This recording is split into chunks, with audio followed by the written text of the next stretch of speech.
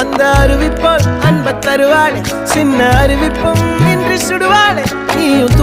தும்மிடி ஆயுசு நூறாக என் உயிர் உன்னோட பத்திர சொத்தாக என் பார்வை உன்னோடு உன் பொம்மை கண்ணோடு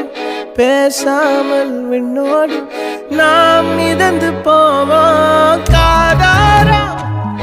அடியானாலும் நான் தாங்க மாறோடு